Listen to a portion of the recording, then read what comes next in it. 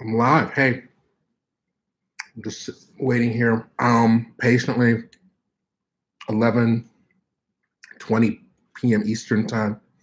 I'm hearing it's snowing in the Midwest, and folks of the Lord, hey, who's there? Is anybody stuck in the snow? I'm just getting into the city. I'm in New York tonight, so I took the Chinatown bus in. Hey, everybody, what's your area code?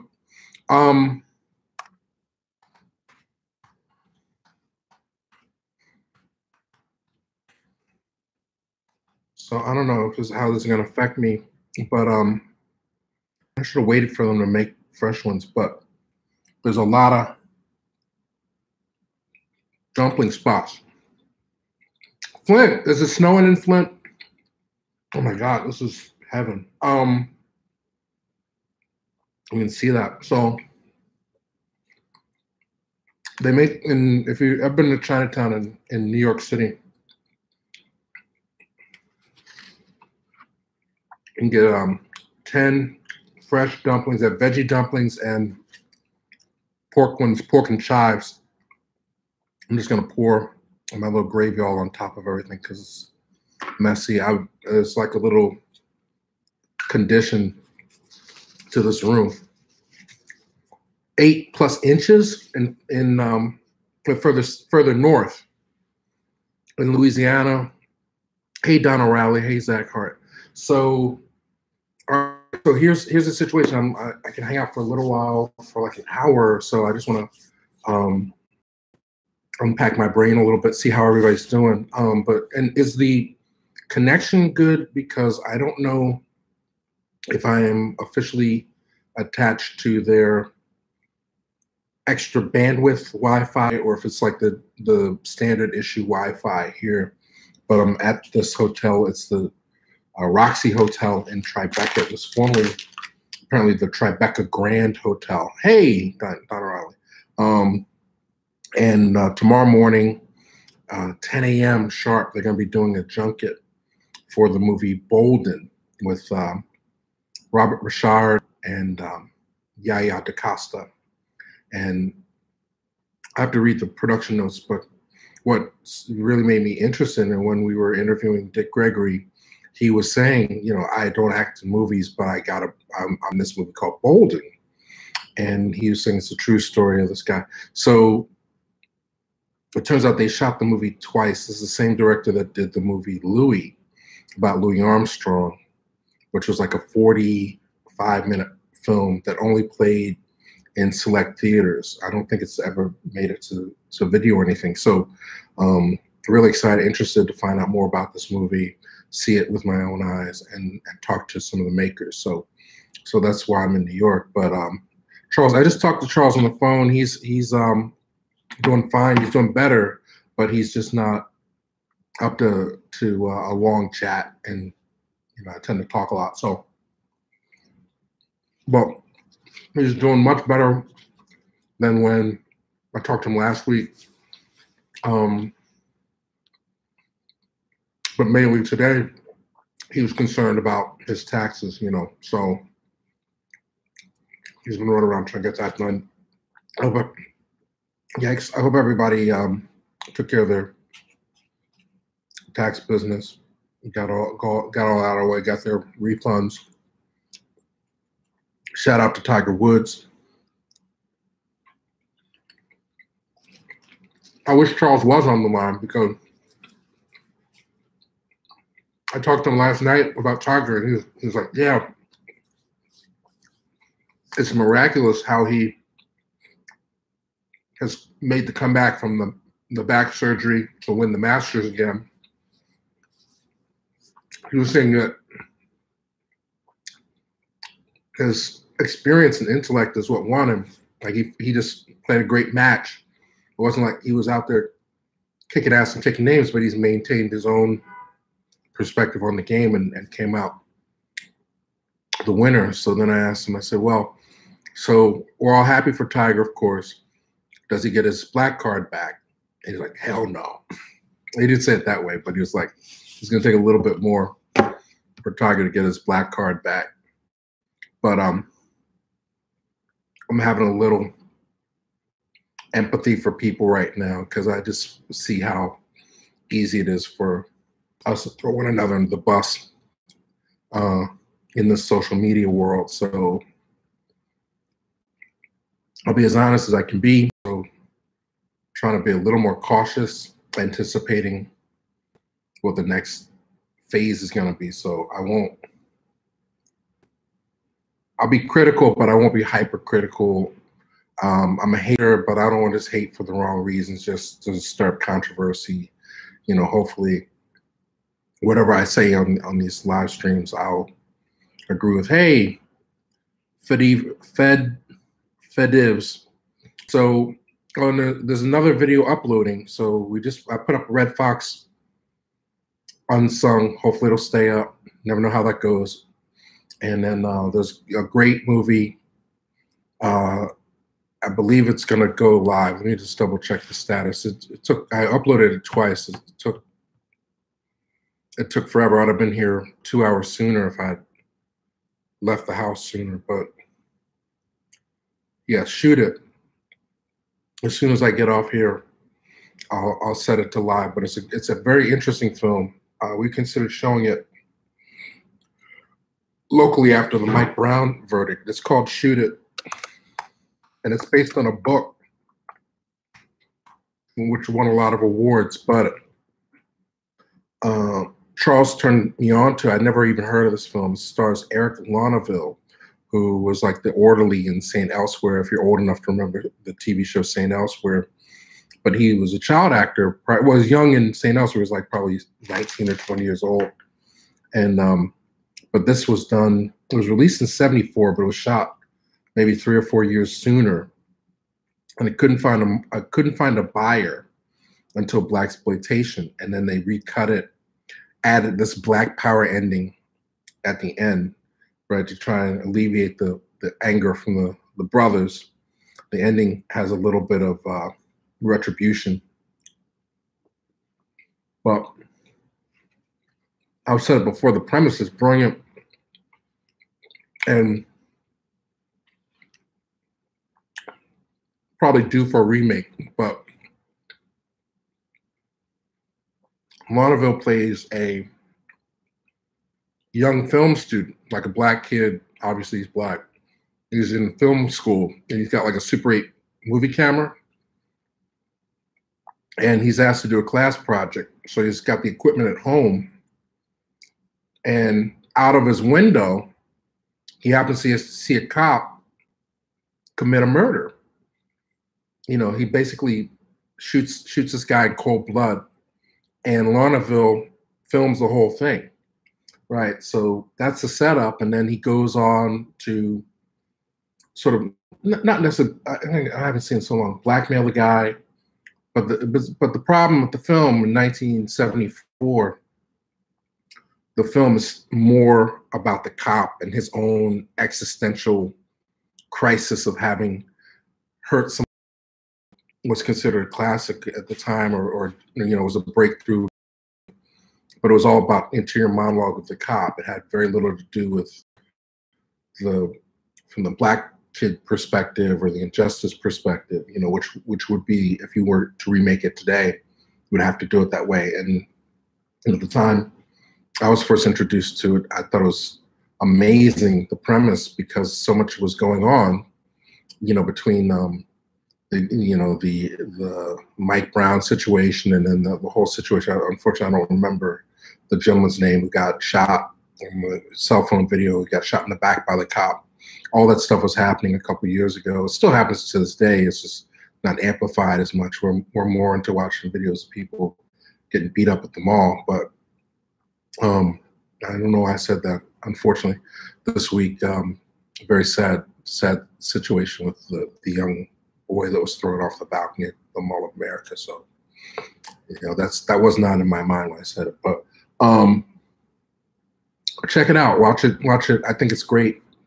There's been a print on YouTube for a long time, but this is the official home video version, and it's cleaned up. It's a little bit better looking and sounding than the version that was there before. So shout out to Charles Woods for that. How's everybody doing? I'm gonna give you a tour of this room. It's an amazing room, and I have access to it with conditions. So I'm a little anxious. But how's everybody doing? Is folks still on? I'm in New York eating dumplings from Chinatown. They're very good. 10 for $3. You could feed 2 people with these. Let's check out the room. So, I'm gonna show out the key.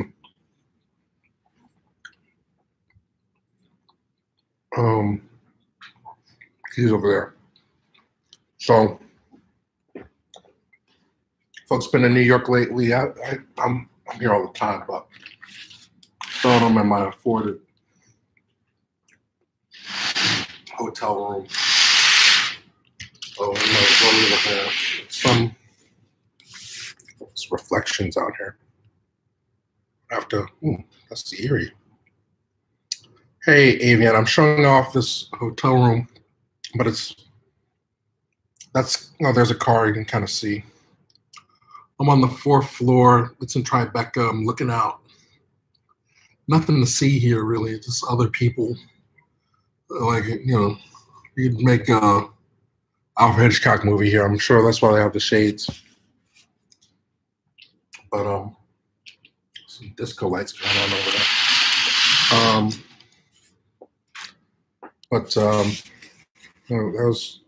I was eating, and then, this is a huge room.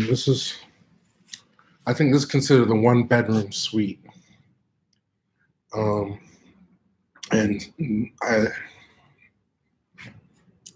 looked into it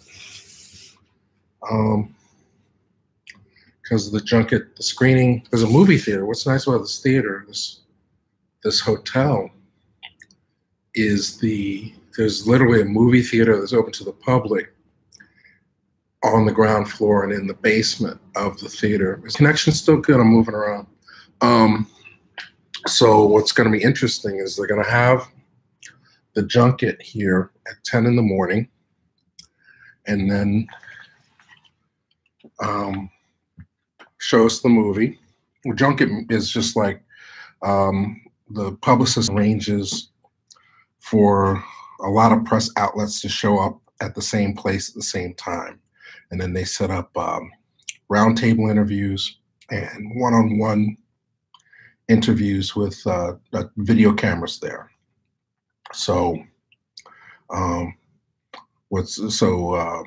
they're kind of compressing it. A lot of times, they'll do it in 2 days. Like they'll bring everybody in. Like I've gone to ones in Los Angeles, and they kind of, some of my colleagues, they're lucky enough to go to Greece and London and stuff for press junkets. I've only been to ones in LA and Philly and New York, but what they tend to do, they bring everybody in, and it's very segregated. Like for my outlet, I don't really care, but for the most part, the junkets I've been on where they've flown me in have been black films, quote unquote black films, and black press outlets. So I don't know how it's determined that I get in on certain things versus others, but I always try to come. I think the last time I was up might have been. The last one I remember was Love, which is almost 10 years ago. Like Michael Rainey and Common, and my friend who directed it. See his face. He'll come back to me. Real good guy. So that's where I met all those guys. Well, I met Common a few times, but and they'll have you go from room to room. You get about 5 or 10 minutes. Oh, Marshall was the last time I was up here. 5 or 10 minutes to do interviews. They have the camera set up. Generally, it's 2 cameras, like one facing you and one facing whomever you're interviewing. And then, you have to make it happen. It's a challenging format to do a junket interview in a market where because like in Philly, there aren't that many press outlets, and I'm established enough, I've got enough rapport with everyone that they generally give me more time to do what we need to do, and often we have to bring our own equipment. So a Philly press thing is this is the commode. That's my shirt. I'm not. That's not the crack of my butt. That's my red shirt sticking out. So it's a little creative thing. I'll read the notes in a second. I just like being creative.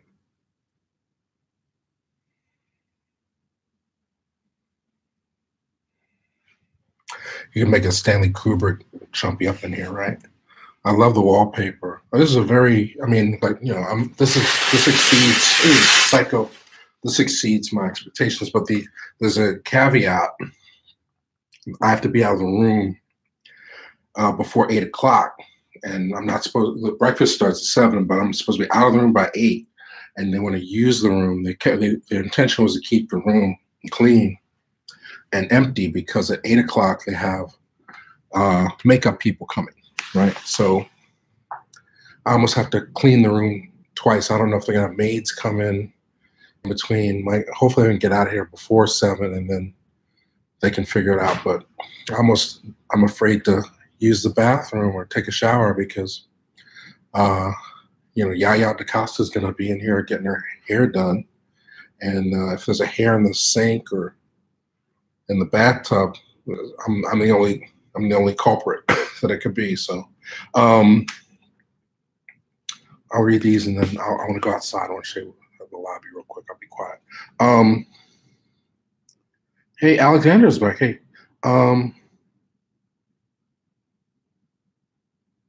Okay, Laura, is it bringing it for other people? I really don't know what the connection's like. Clyde Anderson, we've talked. You know, Charles would be the expert. You know, we have a list that we're continuing to build on of authors, and I want to really get a sociologist on so we can really discuss some of the real core issues. But the good news is I got a new piece of equipment, the Rode Podcaster. You'll see it in this interview. We shot an interview Saturday with friends of mine, Mike Pender and Atif Lanier, Philly filmmakers. And it's because there's going to be 3 of us, I decided to bring it along. And it's beautiful. The only trick is it mixes into mono. So you have to do some things in post that are a little tricky to if you're not balancing and monitoring the audio on the fly. But it's a nice little box that allows you probably maybe the footprint on it is maybe 18 inches, and it allows you to what Charles wanted to do when we do the podcast is be able to queue up sound effects and sound bites. So it allows us to do that, as well as plug in 2 phones as audio sources. So eventually, when we have things worked out, the first thing we'll do is have people call in, like authors and folks like that. And Charles can be on one line, and I can use my other phone to bring the other person on. And that's going to be really dope. And then eventually, we'll get to a point where we'll be able to take calls from you guys. So, but I'm New York. I just want to go out. Shh, gotta be quiet.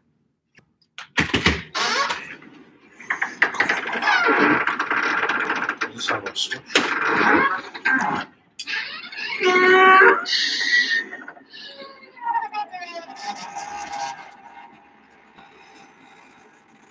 Creaky. Very, very quiet.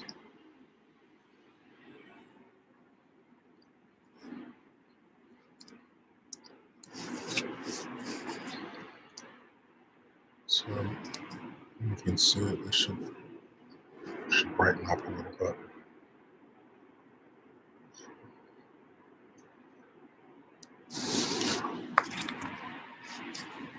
It goes up. I'm on 4.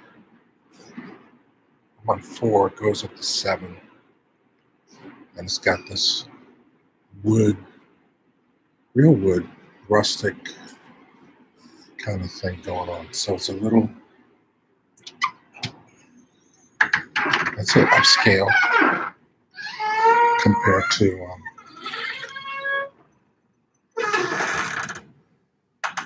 a little slightly upscale. You know, so still, I don't know whose decision was to put the plastic chairs here, but oh, and then they have this thing, this stove they got to catch your eye. The decor, can't get it. It's a turntable here with a Marshall. I should try that. I was going to buy one of those at one point. And then vinyl records.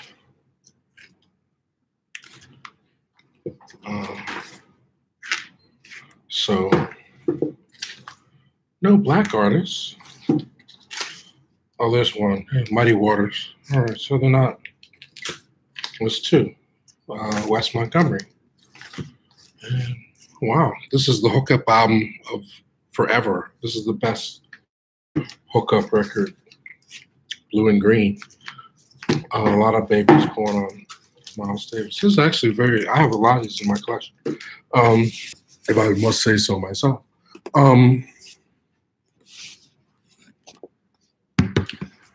I'll share a couple stories, answer a couple questions, and then I'll let you guys go. It was just about, it's just super dark. But yeah, it does, not Matrix, but Blade Runner has that, because we're in Tribeca. It has, well, Blade Runner was shot in Los Angeles, but it almost has that. It's escaping me. There's a famous building that they shot Blade Runner in, which has that same kind of vibe. I don't know what this was before it was a hotel, but if you Google map it, it literally is built on one of those corners like that. This is triangular, so the front of the building faces the front of the triangle. So what you were seeing, my room's towards the front. So what you were seeing in the back is like a triangle that goes backwards. I am eating dumplings from Chinatown, and it's not that I need them at 11 o'clock at night, but I'll get into my Chinatown bus stories. But if you take the Chinatown bus, you're right, obviously it stops right in Chinatown. So there are a number of excellent and well-priced places that do hand-rolled noodles and dumplings. And there was a place there that I discovered. I'll shout the name out in a minute. Well,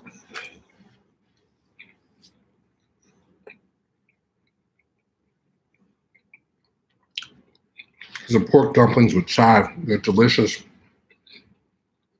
And it's literally, you get 10 dumplings for $3. So I don't know how you get up. I mean, to me, I'm just like a cheapskate. But it's beyond.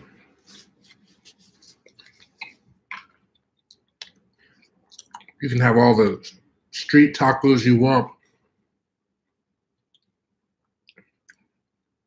for the price. This is the best stoner food in New York. You know, all the pizza you want, like 10 dumplings. You got the munchies or whatever. It's all coming. They have veggie dumplings as well as pork dumplings. I haven't looked at questions in a minute. I've been talking. I didn't answer one question. You just came in the room, Desert Tease. You said hi. The last question I answered was about Claude Anderson, correct? You just walked in, so give me a second. It was very stream of consciousness. I'm sorry. So let's go back. Would you ever research some Dick Gregory's facts on the Rodney King events? No. That's his information. It's designed to get you to think. And it's pointless when you're talking about conspiracy, because the whole point of conspiracy is there's information that you're not being told, and it's being shared with you in this forum to at least open your mind, if not awaken you to some realities about things. So, and then if you, it just depends on how you see the world or how you look at things. You know, I always say when the biggest issue with conspiracy is when people say they did this, you always want to ask, who is they? You know, who specifically is they? Because, you know, a lot of times Baba Dick, he's just talking about the higher universal God power in terms of they. And a lot of times he's talking about the CIA. A lot of times he's talking about the government. A lot of times he's talking about the white supremacist system. You know, but you know, from his perspective, they are who control things. And I think his whole purpose is to open your mind and let you know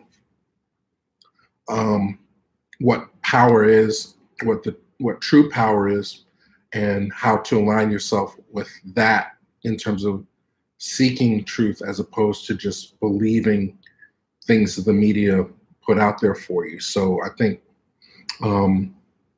it's there for you to question, but I think the brilliant thing about people like Dick Gregory is they're so aligned with their truth that eventually it becomes yours. You know, as the more you believe it. I also feel that way about Haile Gerima. There's certain things that are undisputable, and you know, you may not say connect the dots 1, 2, 3, which is what he would say. Like, look, now you're getting into gossip, but I think there's enough truth within their belief system, their thought structure to establish a pattern, and I think their intention and Bob Dick's intention is just to make you a stronger human being and more trustful of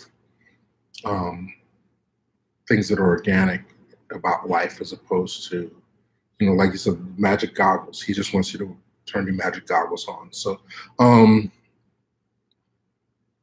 glad you enjoyed it. I have another upload from Colombia. I'm in the cab ride, Colombian cab ride. Videos will be coming soon. I wanted to edit tonight. I'm not sure if I'm going to get to.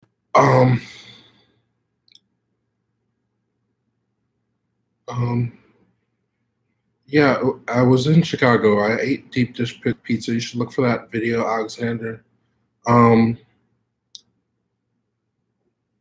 Bolden. I don't know what the release date of Bolden is, but it's very soon. I'm just, you know, I got the call last week. I've been super busy, just organizing my next action, and you know, but I felt like, again, this is basically, until the documentary comes out, is Dick Gregory's last screen appearance. He got cut. They shot the movie twice, so he has a smaller part than normal, but they say you can see him in glimpse. So in honor of Baba Dick, I wanted to be here for this, and I love the cast involved, so I'm excited. Faison Love. I put a picture because he said that, Alexander. If you go to my second Instagram account, there's a picture of me with Faison Love, not from the TV show, but from years ago. You can see that I'm not Faison Love. But if you say, I don't take offense, because Faison Love is really smart and funny, but yeah, you can't Desert Tease, you can't scrutinize Dick Gregory. Trust me, I tried and I got yelled at for it. So you just have to take him on his level and take out of it what you can. But in my experience, there's a lot of factual evidence and a lot of the information that he shares. Some of it is up for debate, but it's all designed to make you think. It's all designed to challenge your pre-existing belief system. And I think as people that are programmed to feel less of ourselves, I think Dick Gregory he's a saint for everything that he's done. And there's a lot of things that are absolutely true that you might question. So his relationship with John Lennon, his relationship with Bob Marley, his relationship with Dr. King. What's important to know, I mean, maybe him and maybe Harry Belafonte. Mr. Belafonte is still with us. Last people that can really give you direct stories about that time in history and direct experiences. And, I'm sure if they wanted to, some of the things that he experienced in this existence would seem like science fiction to most people. So, oh,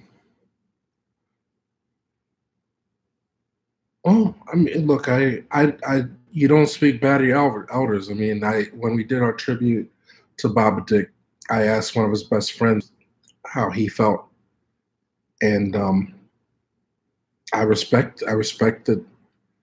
In 80, as I get older, I see things differently. My perspective changes, and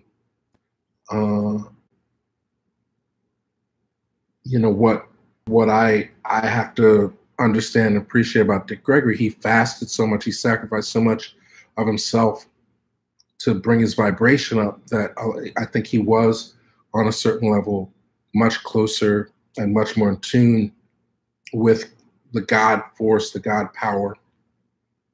And that's how certain information came to him. And, but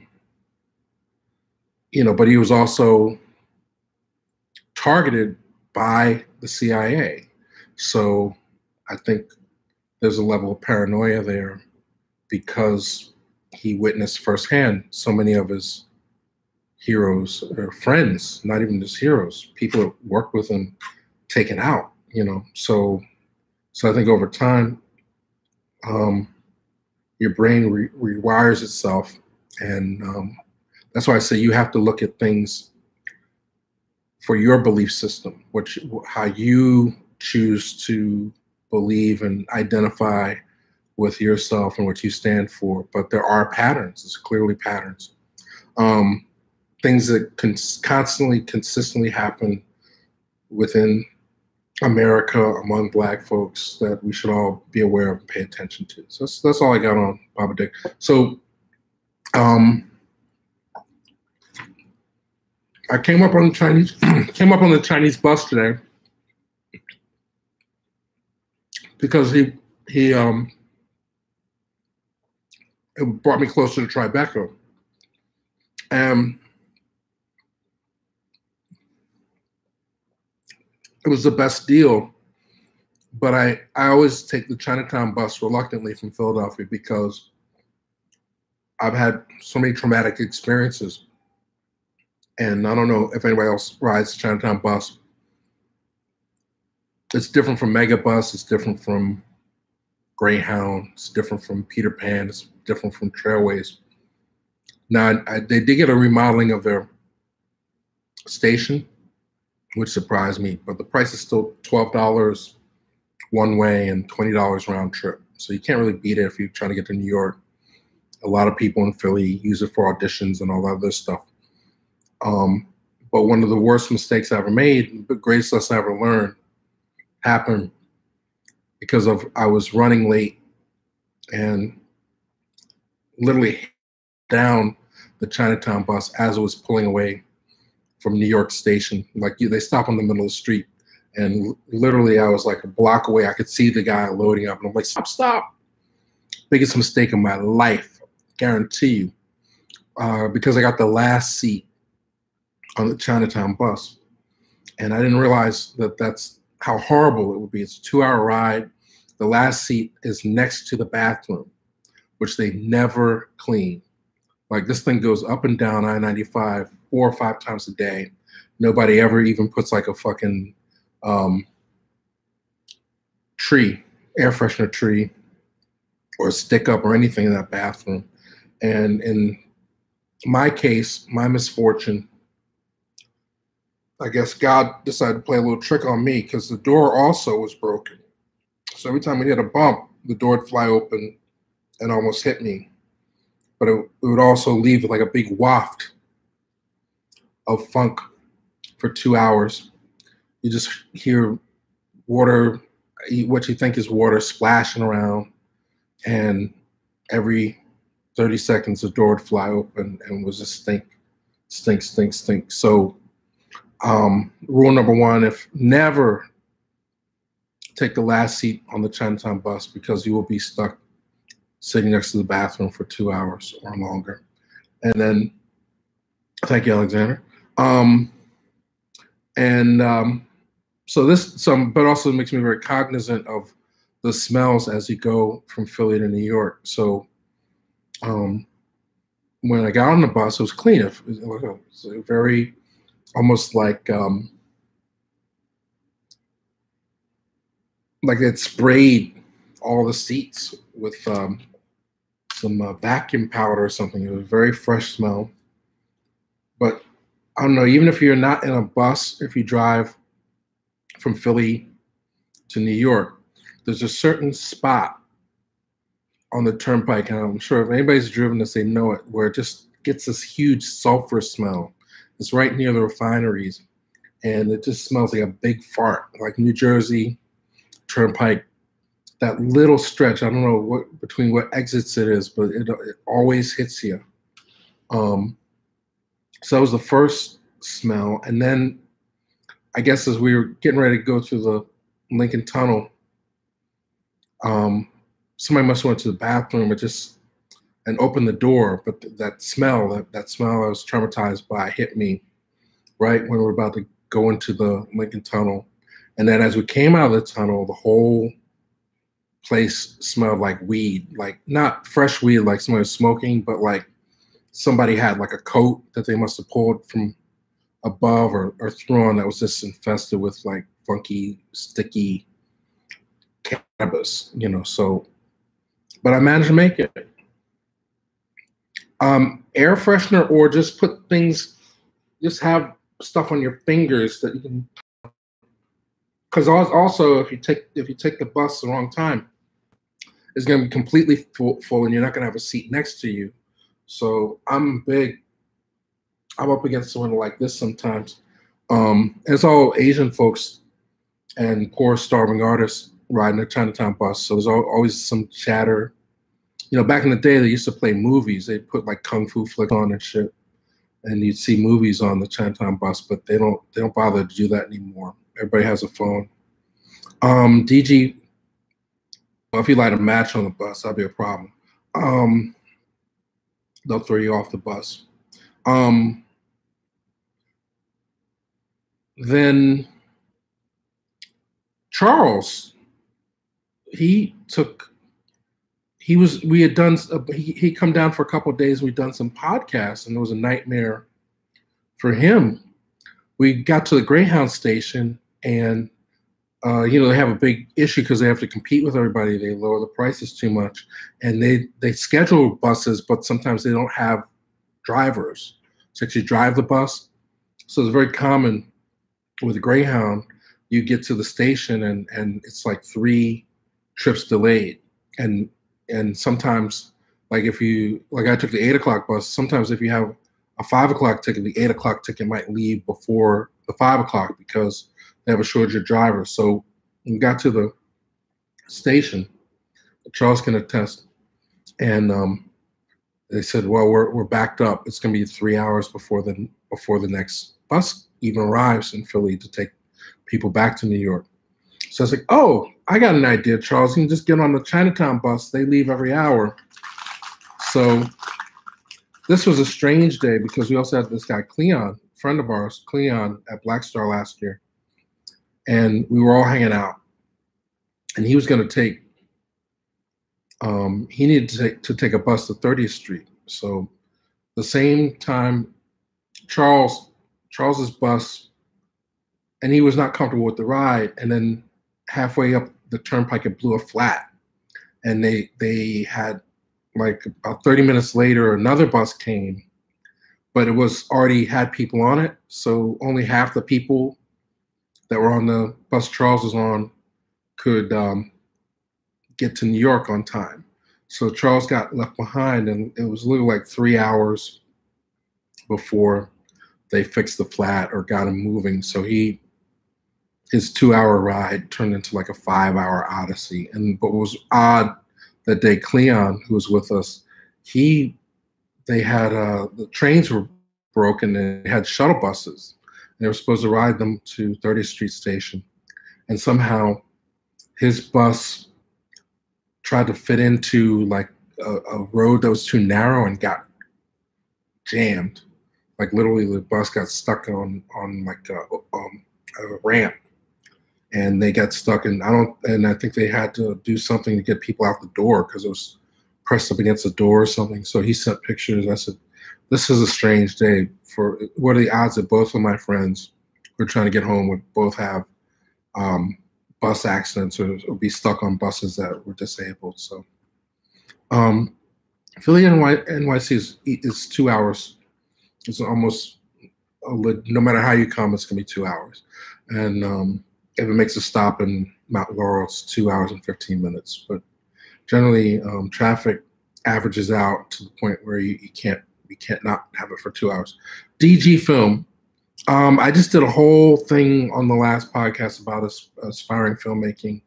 And then I just did a whole thing Friday in Philly where I was showing my student work, and I was giving advice. So I really, without a more specific question, there's too many things in my head.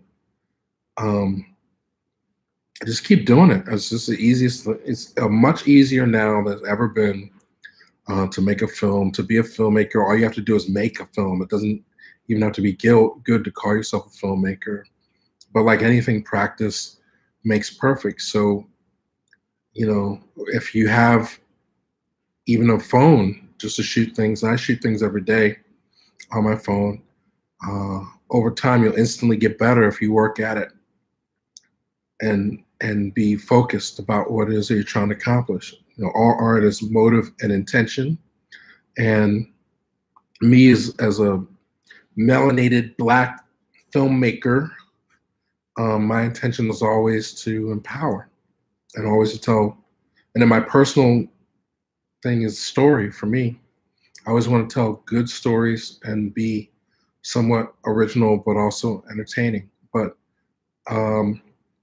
the problem, we're in a commercial capitalistic society, and film, I think, at a certain level is stagnated, where I don't know if it's the artist or if it's the audience, but we kind of all are being catered to the same way, and very rarely do we get a chance to see something that I would say is different.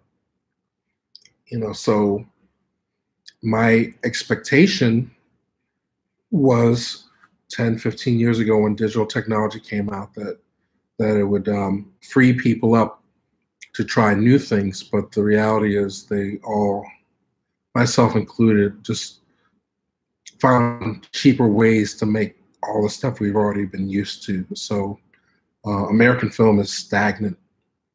I just saw you guys saw Little. I was watching on the bus. On the way up, I got through half of the Donald Glover Rihanna movie, which I enjoy. I like Donald Glover. I think he's a genius on a certain level. I think he's not really original. He's sort of like, he's inspired by things, and then he does his version of it. So I like I haven't finished the movie. I like what he's trying to say in it. Halfway through, I hope, if Donald Glover is going to make his own movie and he's going to cast Rihanna, if Rihanna can't sing, at least kiss her. And like, I'm halfway through, and there was a moment where he needed to kiss her.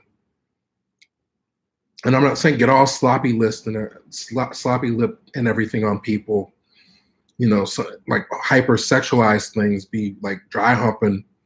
But it was a nice little musical moment. And for whatever reason, he chose not to kiss her. And It just didn't feel authentic to me.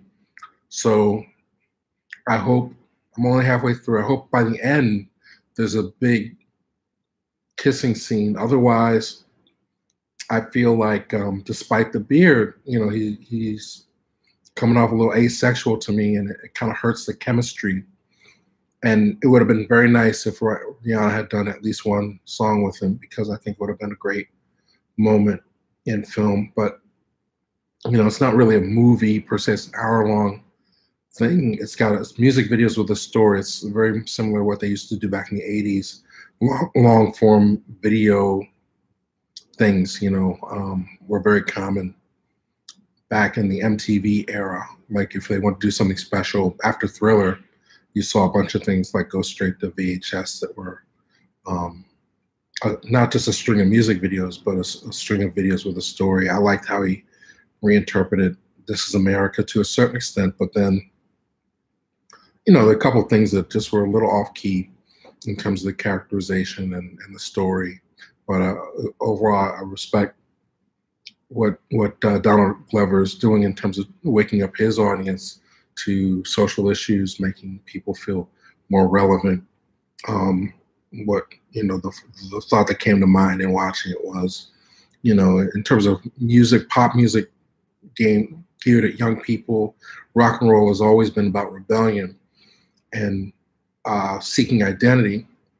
What's interesting to me about what Donald Glover is saying is that's not necessarily about personal rebellion and I like personal identity and fighting for that, but it's more trying to organize against the systems that are in place to empower people. So, I'm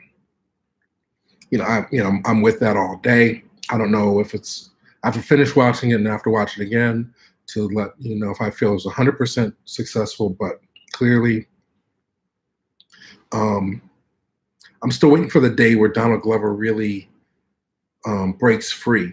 A lot of it, like some of what the music in this is, to me, I openly criticize Awake My Love because I just felt like they just spent a lot of time listening to George Clinton and then came up with their own version. So I call it pastiche. And in this, it's sort of like, I know he wanted to tailor something around Rihanna and the locations, everything, Hero and Steven, they did a great job, but it's almost reminded me of Graceland in the sense where it was like, I'm gonna absorb all this island culture and then do my reinterpretation of what the music would sound like if it filtered through me. So I understand I respect the artistry, but I think ultimately his breakthrough will be when he synthesizes all those influences into what his core thing is. Like, and that's been my standard rap on Donald Glover. When he put his first stand-up comedy special out, I just felt, and he was extremely young when he did it. He put a whole hour out, very ambitious, to not really be a stand-up or have experience being a stand-up, to do a whole hour special. And it was better than Nick Cannon's, and Nick Cannon started out as a stand-up. But it just felt like he had just watched all of Chris Rock's specials back to back. He hadn't really lived any of it, but then he kind of was doing like a Chris Rock impression. So authenticity is something that I'm looking for beyond the pastiche. But he clearly has a gift, and they're killing it right now. I love Atlanta. It's my favorite show, and I was very happy to see that he kind of covertly put this whole project together and then dropped it on Prime. So, musical against tyranny. Well, so you liked it, Alexander?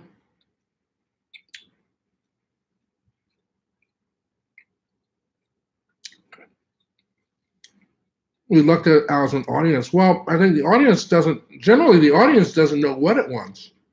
It's what you're being marketed to. So that's the where you need the balance.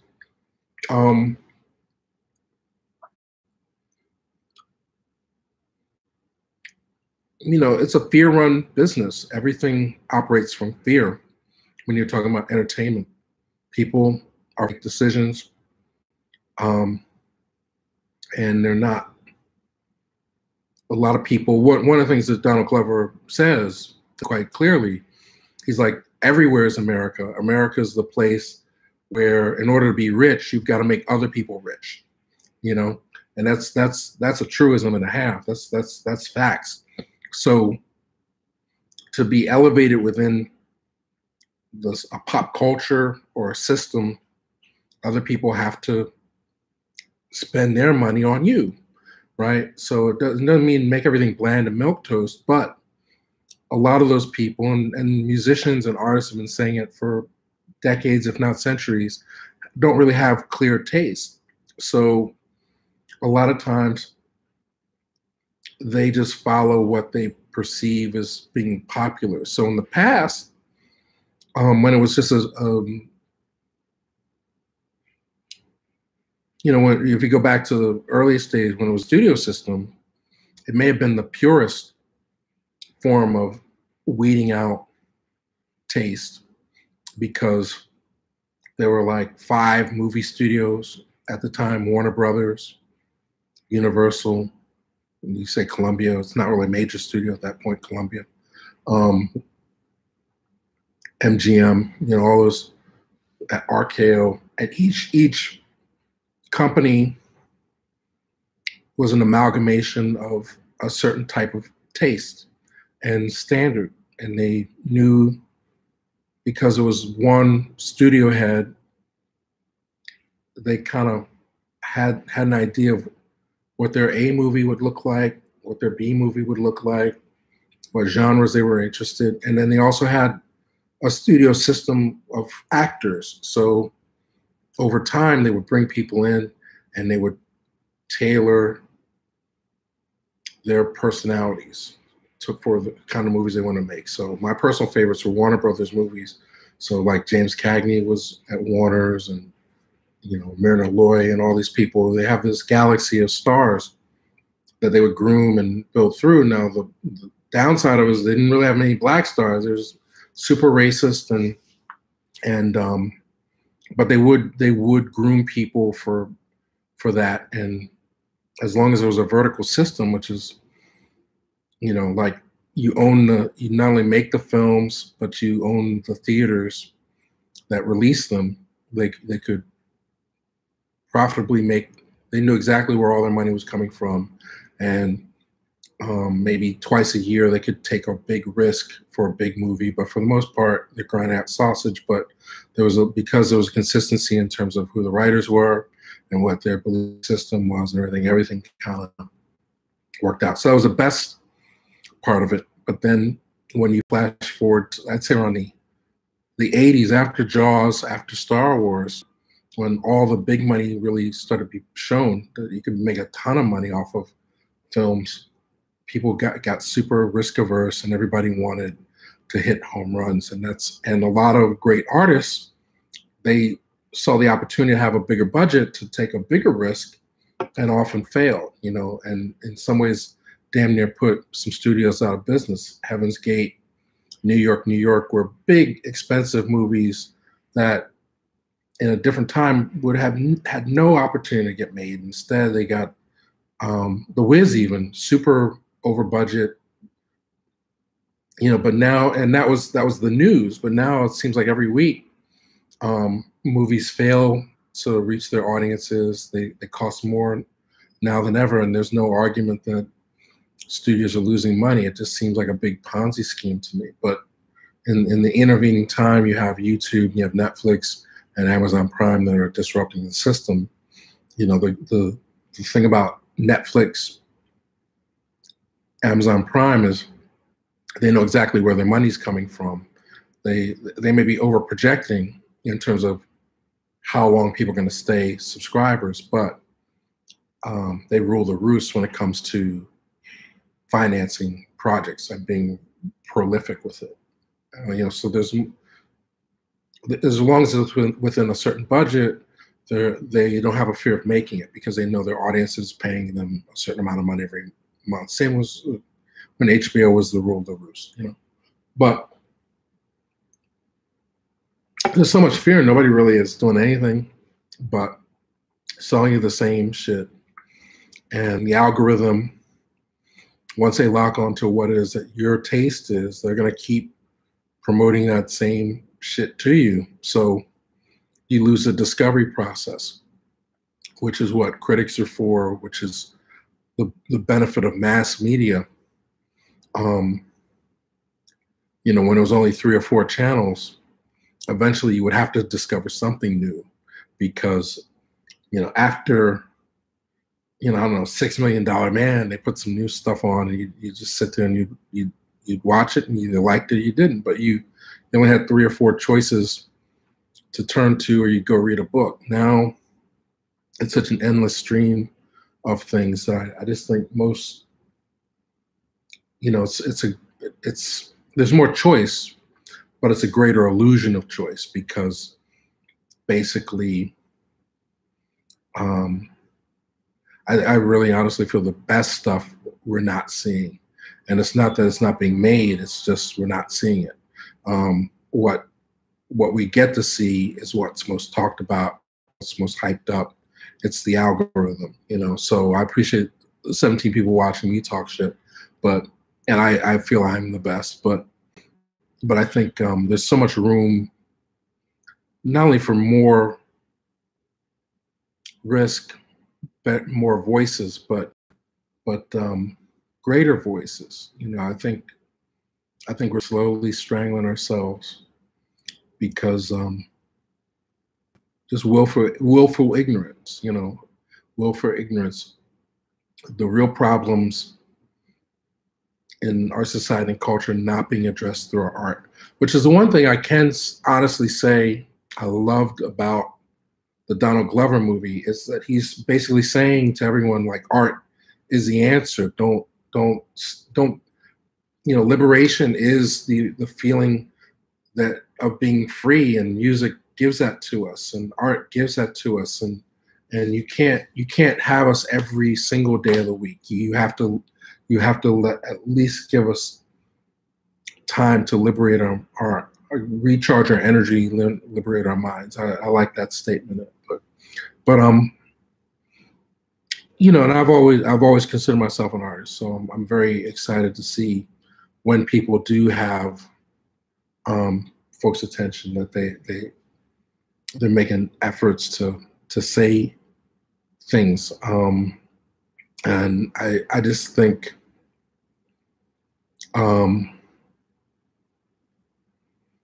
you know, for Amazon Prime, if I'm already getting it for free anyway, I'm enjoying Donald Glover, but it wasn't earth shattering in the sense that you know, a little more collusion, it would have been an out and out thing. You know, there would have been at least a duet with them. But it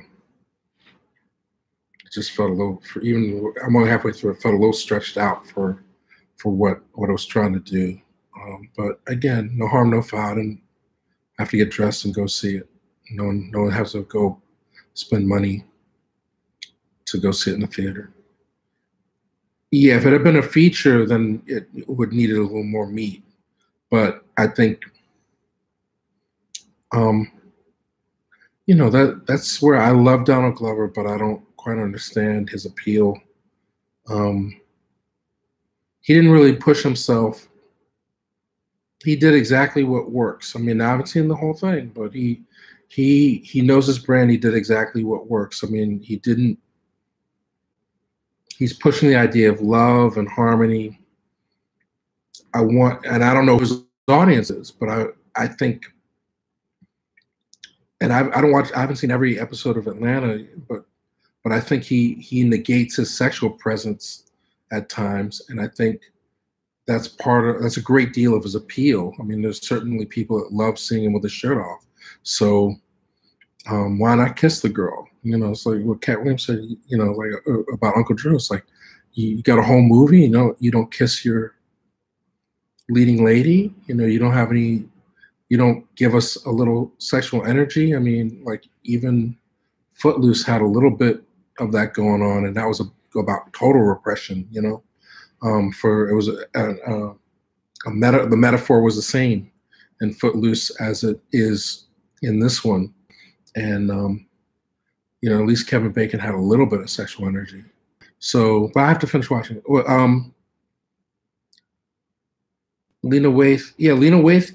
Congrats to her. She just got cast in Westworld. I see. I don't have Showtime, so I've not seen a single episode of Shy. I'm just behind. I have to do a deep dive on Lena Waithe. You know, I'm happy for everybody. I'm happy for everybody in the sense that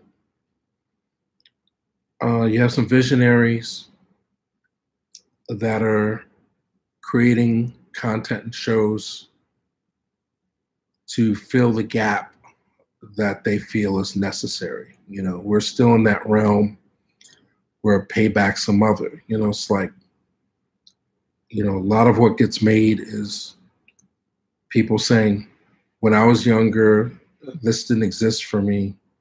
And then they're making shows reflective either of their childhood experiences or simply Black versions of white stuff that they just, oh, I wish there was a Black character besides Stymie. I'm going to make the whole show Black. And there's room for that. I enjoyed Little, but I would say it's cut from that cloth. What the next level of it is, and the audiences have to be on board, is just a little more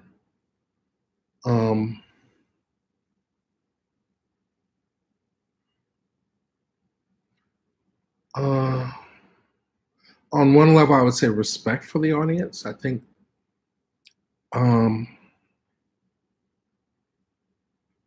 real game changer gives the audience credit. Like, so, trying to find 2 or 3 examples. The first one that comes to mind is a John Hughes. He literally changed the game. Like, there's a whole avenue and lane opened up from Animal House and Porky's for teen comedies. And John Hughes looked at it and he said, the biggest problem with all these movies is that you got 30-year-old people pretending to be teenagers. So he set out to cast real teenagers. He had his idea what the story was going to be, but then he workshopped the material and he made 4 or 5 movies that were a lot different than anybody else was doing, capitalized on the same audience, if not expanding it by using soundtrack the way that he did. And they remained truthful. Now, what does a teen movie look like in 2019? I think it'd be very scary to ask that question, because I think the reality is that most kids I know, they still gravitate to the same things, but they're being pressured by the music and the images that are being sold to them to grow up a lot faster than they really are. So I would think, like, even thinking back to Juice, that probably works better today than it did when it came out, because it projects a level of innocence. Like, when, you know, I was late teens, early 20s when Juice came out, and I felt that they got it right, but then some of the characters were a little childish, you know, compared to what I was experiencing. But I think that probably was the right note to play in retrospect, because of the contrast. You know, what Tupac ended up representing in his life as an enigma, it's almost like you wanted that contrast to be much greater. And in terms of projecting fantasy into reality, you know, when Boomerang came out, which they remade, I haven't seen it. The biggest criticism was, why are you showing this ad agency and it's all Black run? Where no white employees, no white boss? And the Hudlins were very insistent. We're making this film. We're going to put this image out this way. This is how we want it.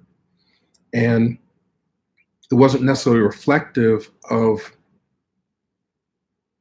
anyone's reality or anyone's experience to have such a big corporation entirely run by Black people, but it projected something into the zeitgeist that became Living Single, that became Girlfriends, it became, I mean, it's almost like that level of camaraderie. Somebody needed to make that move in order to other people to project into the fiction that sense, you know, so it opened up another side of your brain in terms of who's in power and who's in control. So I don't have any thought beyond it. So I love what I need to see more Chai. I need to see the new Boomerang. I need to just get tuned in to so even Queen Sugar I've fallen behind on. You know, I think as long as it's segregated, we should not be concerned about a fictional audience that's not going to watch it. Which brings me back to what the Hollywood system always tends to do is, you know, the gatekeepers, they can find any excuse to justify a no by saying, well, in our experience, this is not what sells, or this is not what people want to see. So, but now it's the other way around. Now they don't even know what people want to see, so they gravitate to what tends to get numbers. And people that are watching things for free or following you on Instagram aren't necessarily the same people are going to actually leave the house and pay money to support you, you know. So, you know, and you know, Oprah Winfrey's a prime example. She had the biggest TV show in the world, and Cosby the same thing. So used to seeing people for free on TV that there was no interest whatsoever to pay money to see them in a theater. So, you know, if the game is, you know, Childish Gambino has, I don't know, 50 million Instagram followers, and if Amazon Prime pays him $20 million to put a movie together, and he gets 5 million and Rihanna gets 5 million, and then they put 10 up for the production, and then he pays himself back to use his music. But then he can announce to his 50 million people, hey, if you want to see my new movie, make sure you get that trial subscription to Amazon Prime. Then that's perfect business, you know. And I'm not mad at it, but because you're not. But there's no money being exchanged. You know, after that moment passes, are those people still going to stay with Prime? You know what? That's just like you know, this is trading. It's like the same thing that's happening with the economy. You're just buying your own stock over and over. You're not really investing. Now, I was happy within whatever money they spent on the movie. It meant jobs. It meant that he was paying money to be on the island. The kids got work. A couple new names got jobs acting, and certainly he had a sizable crew. And all those people can say, hey, I worked on Guava Island. So the behind the scenes impact cannot be underestimated. But if we're talking about building stars and building names, we gotta, at a certain point, you have to bring the economy to see if the artist is actually gonna pay to see it. Now, I don't know how much money Little made this weekend. I should look real fast before I go, and I'll read the rest of the questions, and then I'm gonna get ready for this this thing. Little, number 2, 15 million. I'm somewhat disappointed. Shazam, it must not have been on that many screens. If it's 15 million, it's probably 2,000 screens.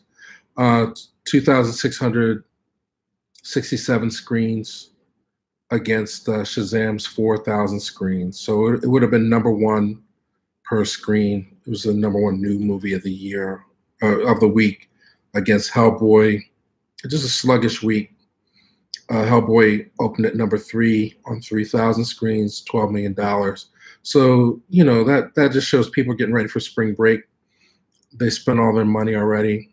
Little will have legs, but it's probably at a $15 million opening, and they're giving away free tickets unless they buy out a bunch more theaters and say that they're giving the tickets away to kids. It's gonna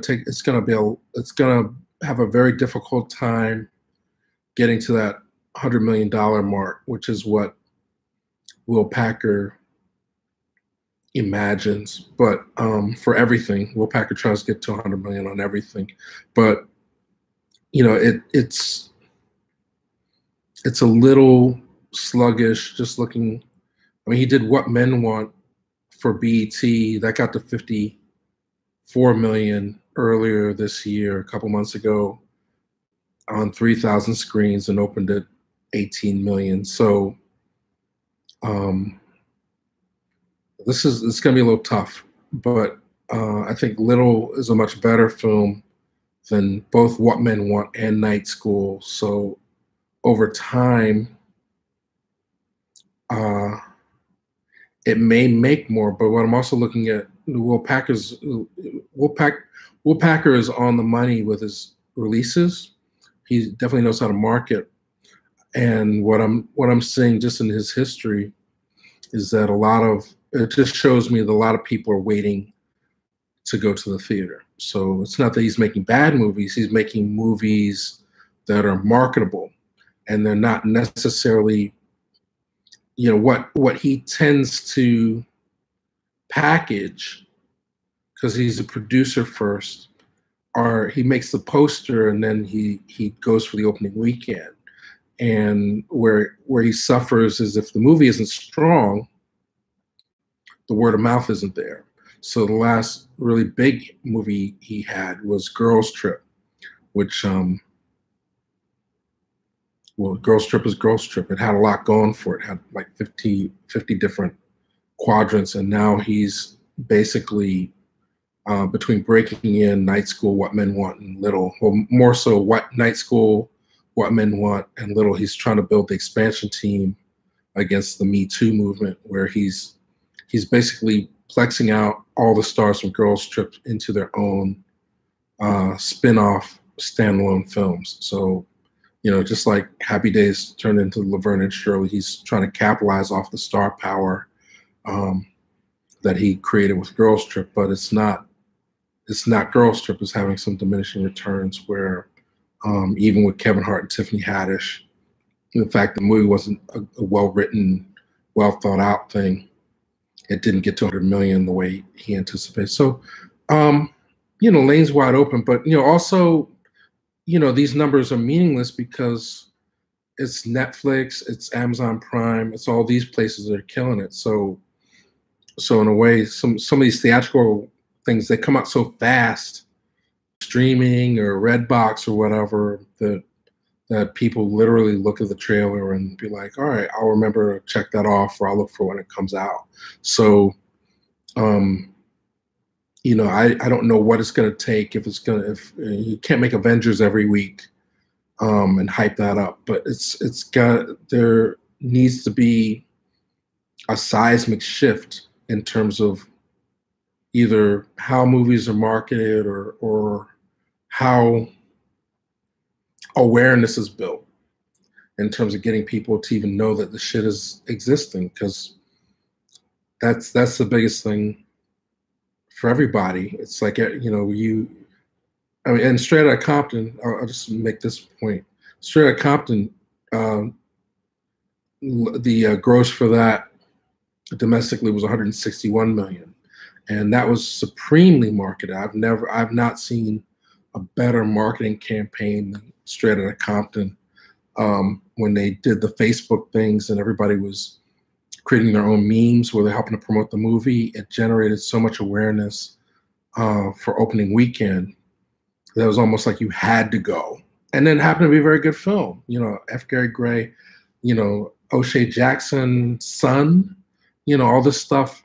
I mean, it had a lot going for it, and it made all that money. So, you know, but Little, again, they're claiming that it cost $20 million. You know, but when you shoot in certain places, like half of the movie, it opens in New Orleans. Did I get that right? Oh, I'm thinking about Trap. I'm sorry. It's another movie. No, Little is all set in LA, I'm guessing, but they probably shot in Atlanta. So there's different tax write-offs and things that keep your budget under whatever they state. But I was thinking about the Flavor Unit movie on Netflix. Half of it starts off in New Orleans and then it goes to Atlanta. So that means they get tax credits on both. And, you know, T.I. gets executive producer. You know, it's just, I haven't finished watching that one either. Everybody had to go see Black Panther was the game changer quantity thing. That's what opened the door for anything that we're experiencing now. It's because of Black Panther. I mean, it took the gloves off. You know, people. You know, it's like if you know, you could literally walk in and you say, hey, if this movie doesn't make money, you can't say it's because there aren't Black people that are going to go to the theater to see it. You know, but which was an argument. You know, and it's still an argument in terms of how much money people get in terms of budget and marketing.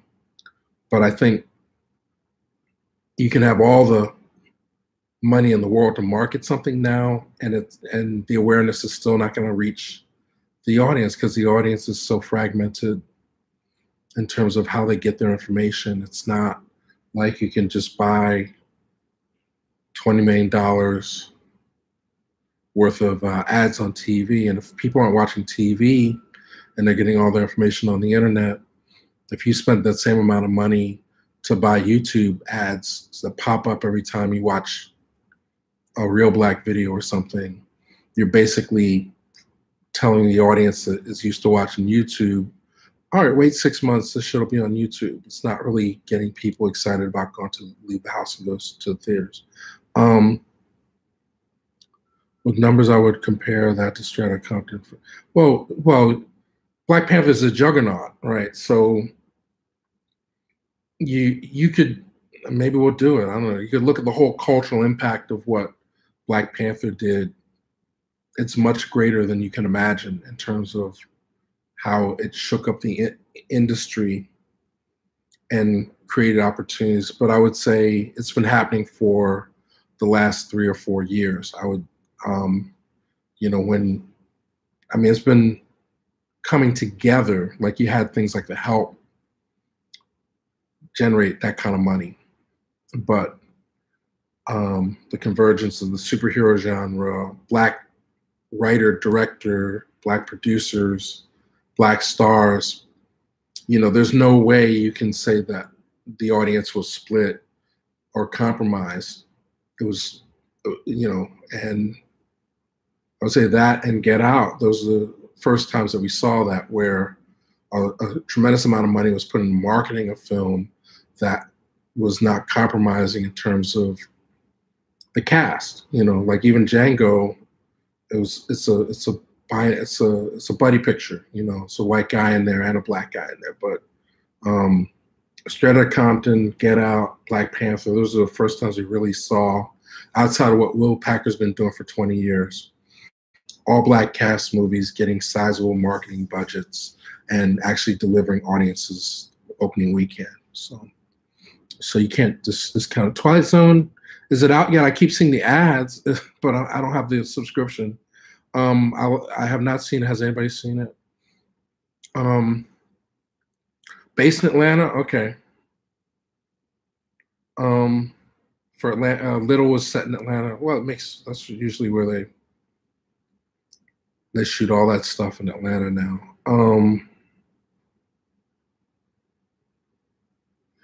Hulu. I just got on Spotify that I can get Hulu, but it has commercials, so it's like, couldn't I get that anyway?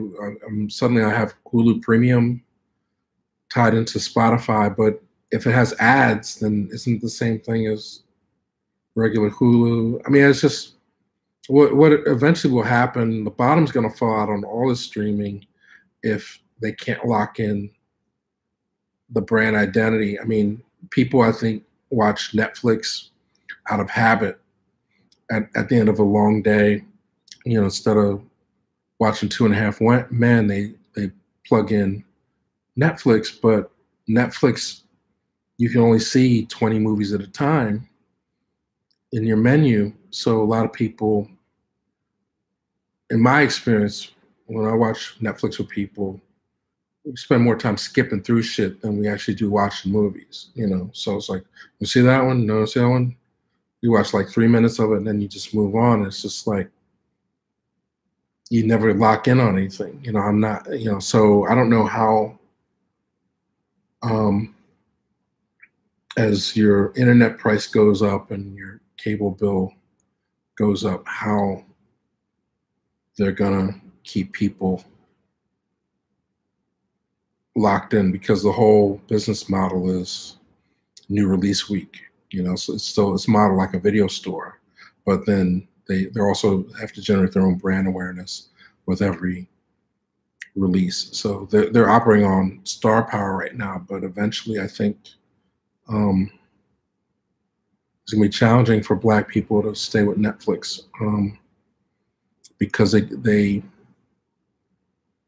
think they do a good job. It was very interesting to see them promoting the T.I. movie opposite the new Array film. You know, I get both on my feed, but and they have a whole strip now. It's this strong Black lead. So obviously I've been identified. Here's a bunch of Black movies with Black people can watch, but $13 a month. It's you know, if you have that, if you have Hulu, if you have Spotify, if you're paying for things just to stay entertained, eventually you're going to whittle off some of those bills. And yeah, Netflix went, well, the quality's supposed to go up too. If you have 4K TVs, or if you want more people to be able to access your account, that's how they're justifying the price increase. It was very low to start with, which was designed to compete with HBO, get people to cut the cord, and try and put other people out of business. But what I'm saying, I'm not anti-Netflix at all. What I'm saying is it's a very interesting business model. I have no idea how they make money, because there are no reruns. You know, they want you to binge it, but you know, once you finish watching all 20 episodes or whatever, then you got to wait another month or 2 months before something comes on that's good. I think it created a bad habit for viewers, and I think people are going to look at the time money equation. On one hand, they say, and now that you've gone up, I can't afford you anymore if I'm paying for all these other things. Or they're just going to look at themselves and say, wow, I can't, the same way I stopped Facebook, I can't believe how much time I waste a week binge watching the same bullshit. Let me cut this out of my mental diet, you know? So, well, if you have, but that's me, what Wu-Tang fan. So everything's on all these different platforms. And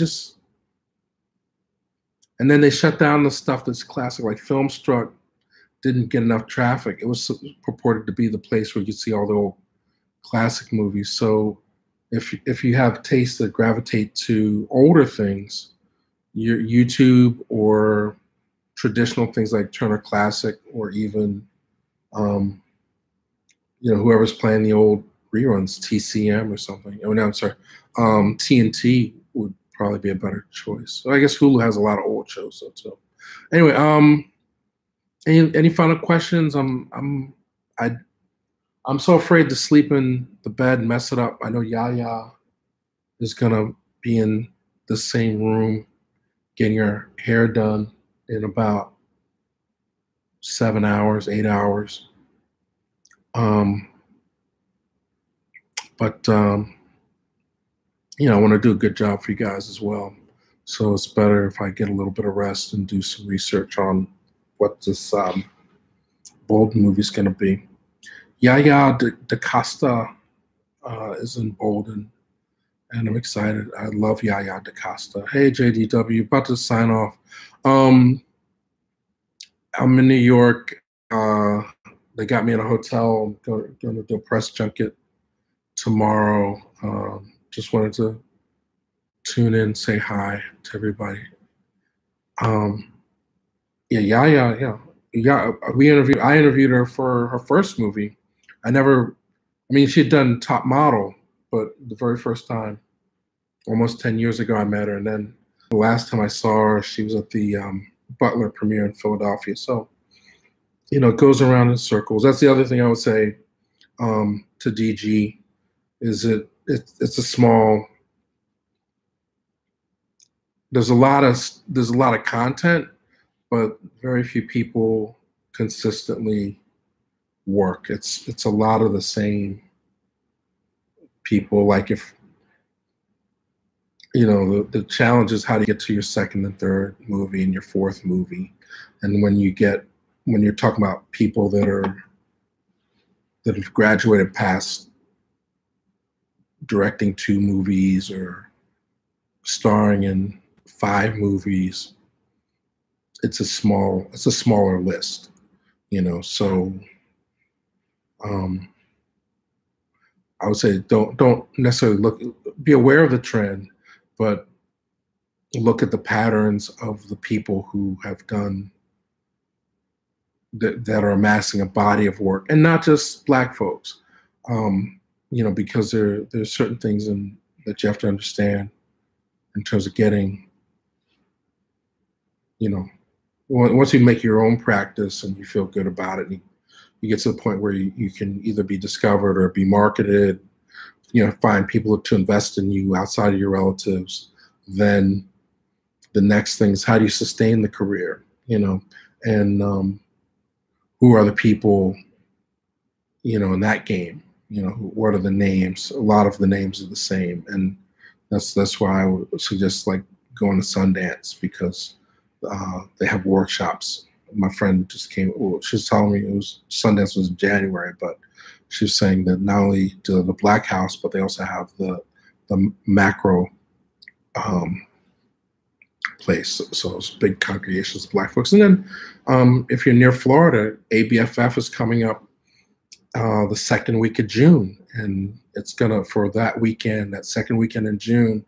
If you're a Black filmmaker and you happen to be in Miami, that's where it's all going down. It's more parties, but they also have a lot of workshops and panels, and and Jeff Friday knows how to attract a lot of the major players. Unfortunately, films don't get sold there. So in terms of witnessing work, I don't know if it's reflective of in the same way in terms of finding inspiration. Like you're basically seeing things that have already been sold, as opposed to Sundance. You're looking at a wider array. Most of those films will end up getting distribution, but there's a different energy there. So I will AFI for Denzel in June, first week of June.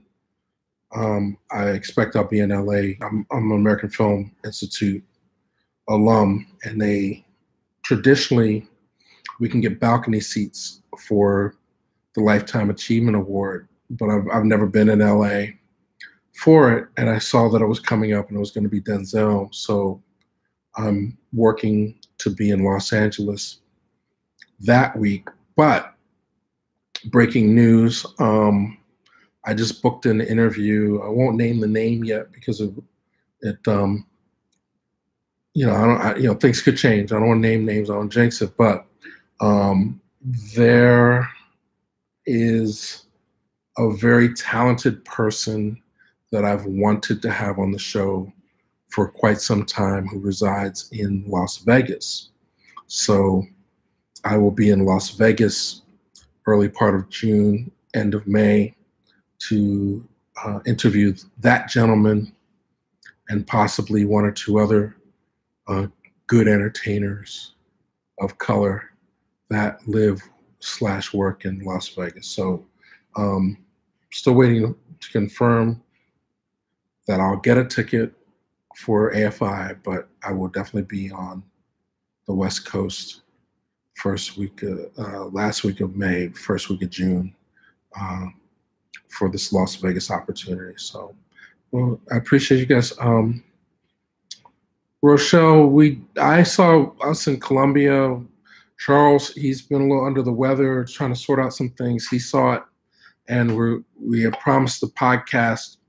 And as soon as he's ready to do it, we will discuss us. But at this point, we're 3 weeks in, and I need to see it again because the thematics were lost to me. I applaud Jordan Peele. He is a visionary, and he has carved his own lane, and he is bringing to the screen films and stories we could never have imagined, and I love that about him.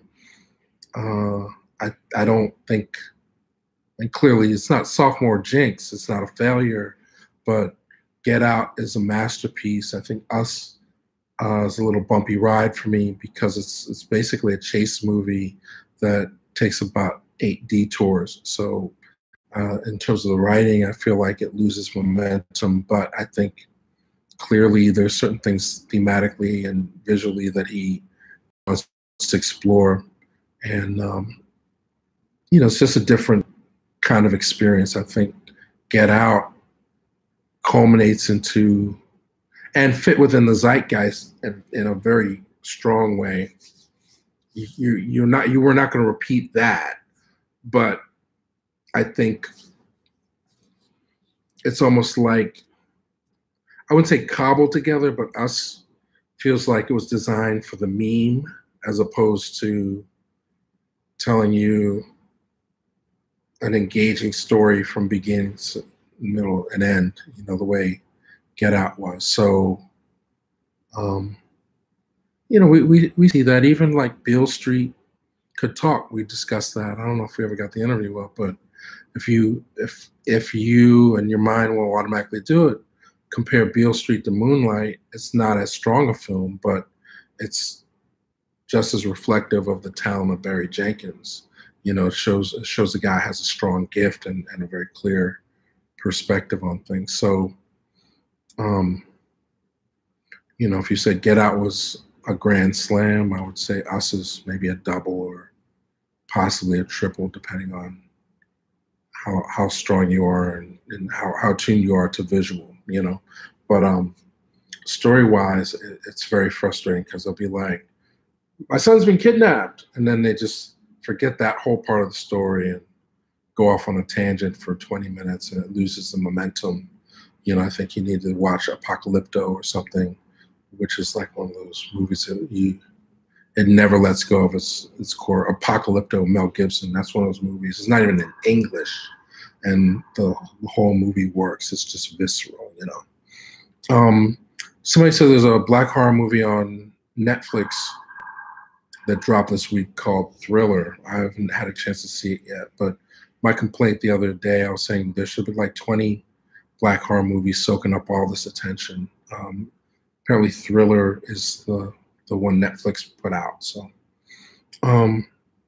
thank you, Rochelle. That's the same name as my mother, by the way.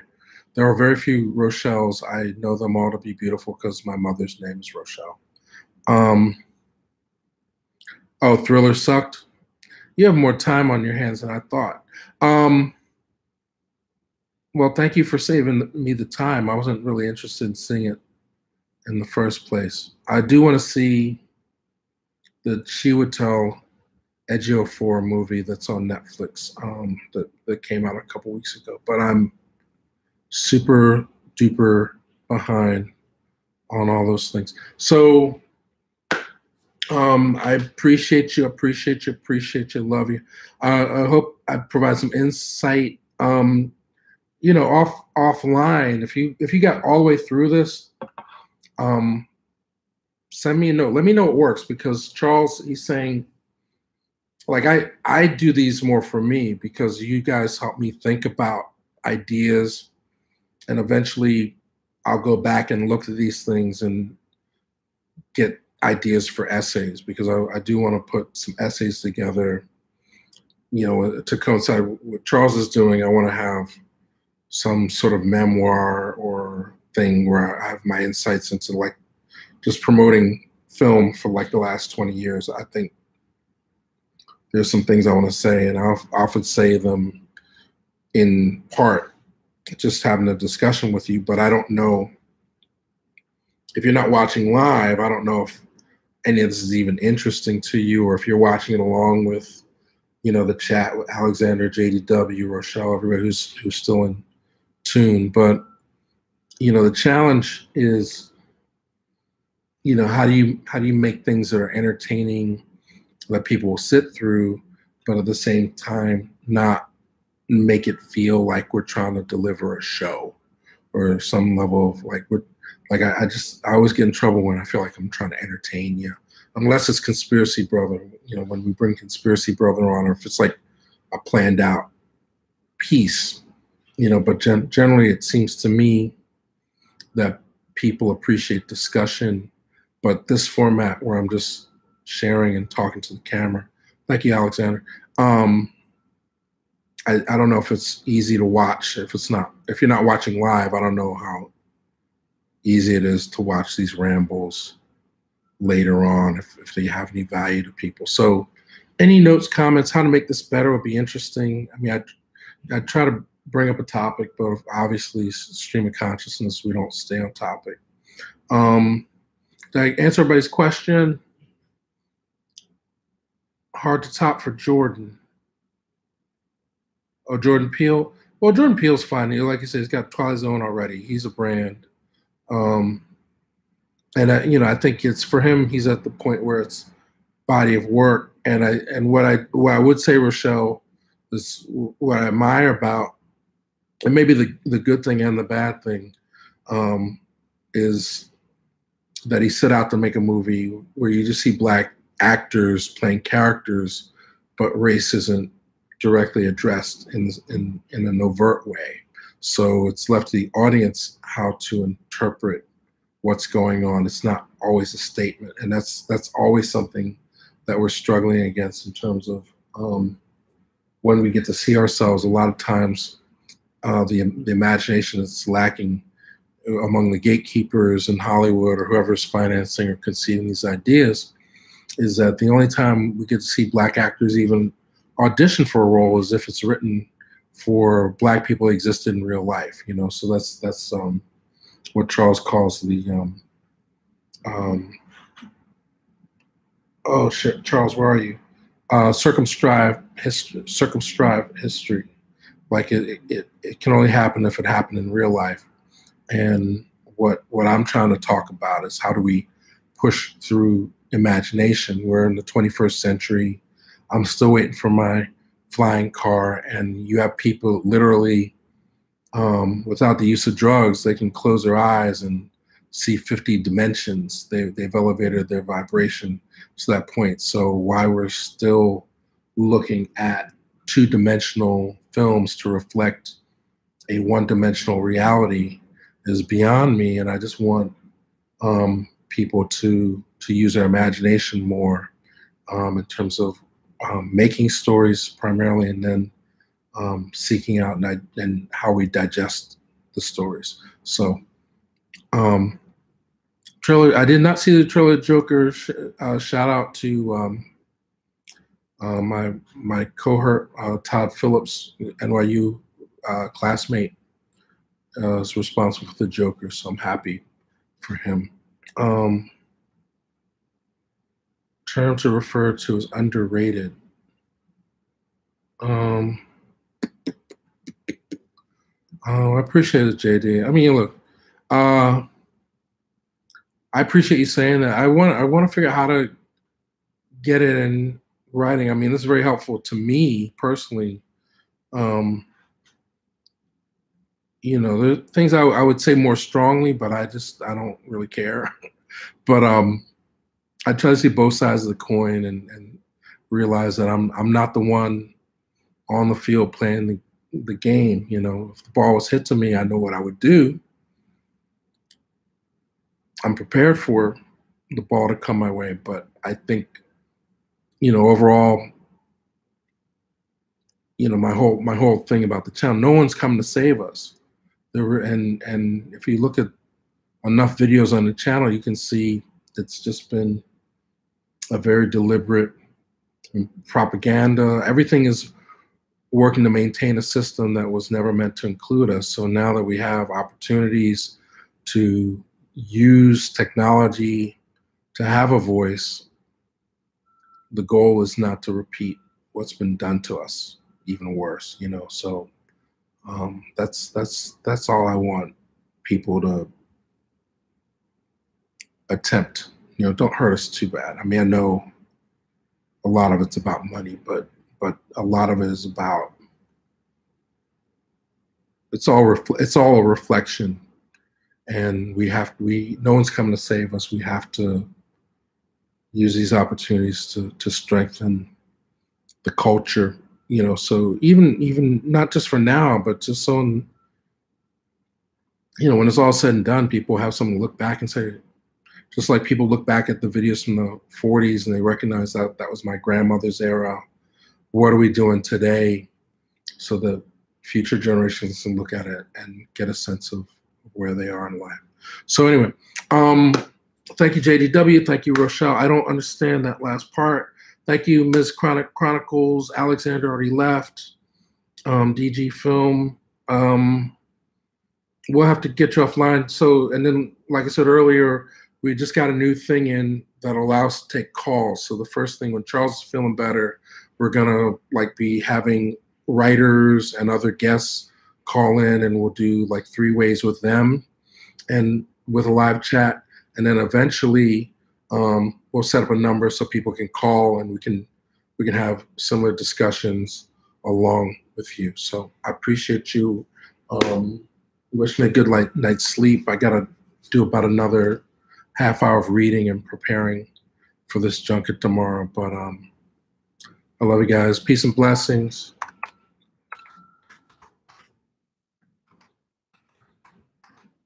Much love.